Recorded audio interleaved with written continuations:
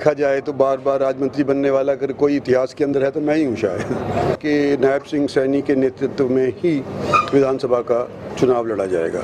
तो ये फैसला हो चुका है इस चीज़ का। तो जवानी जमा खर्च से तो बात बनता नहीं। सेंट्रल एजेंसी से इंक्वायरी करी जाए, जो अफसर लिप्त है उसके खिलाफ कार्रवाई हो, अगर कोई नेता उसके अंदर लिप्त है उसके खिलाफ कार्रवाई हो।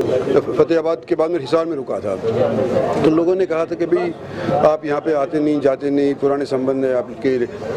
तो मैंने कहा जब हमारा इलेक्शन हो जाएगा उसके बाद आऊँगा।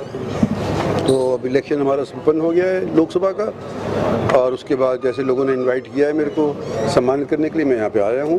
सर, आपके जो समर्थक हैं अब ये चाहते हैं कि आप मुख्यमंत्री बने। सर देखो, वो तो हमारे पार्टी का फैसला होता है, और पिछले दिनों के अंदर पंचकूला के अंदर अनंत भाई आए थे और उन्होंने फैसला कर दिया था कि नायब सिंह सैनी के नेतृत्व में ही विधानसभा का चुनाव लड़ा जाएगा।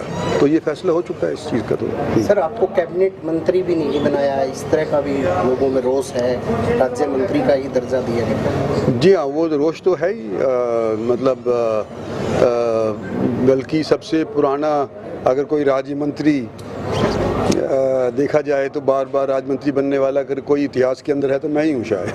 सर, हर पार्टी में थोड़ी बहुत होती है।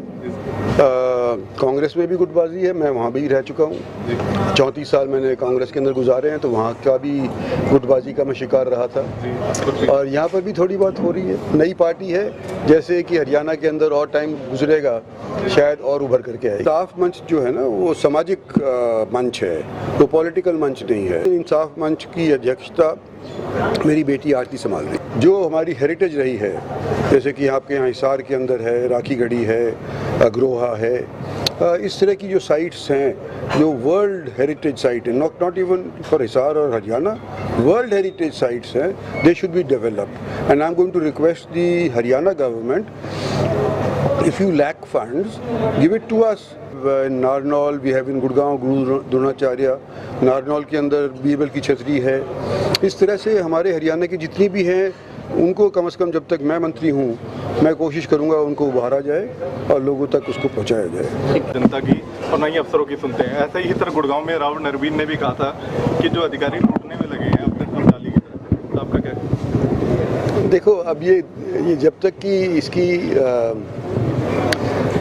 कोई इंक्वायरी ना हो तो जवानी जमा खर्च से तो बात बनता नहीं है। अब गुड़गांव का आपने जिक्र किया, तो गुड़गांव में एक इको ग्रीन नाम की संस्था है, चाइनीज़ बैकिंग के साथ है या चाइनीज़ पैसा उसके अंदर लगा हुआ है।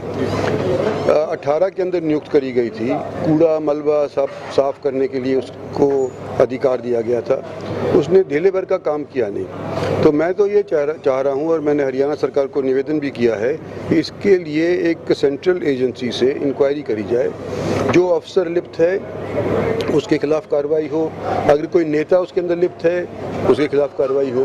तो ये इंक्वायरी जब हो जाएगी जब ही हम दंडित करेंगे। सर, ये अंतिम सवाल, भूपेंद्र हुड्डा ये दावा करते हैं आगे विधानसभा में हम सरकार बनाएंगे, कैसे देखते कांग्रेस? भाई, अगर नहीं कहेंगे तो उनके साथ कौन जुड़ेगा?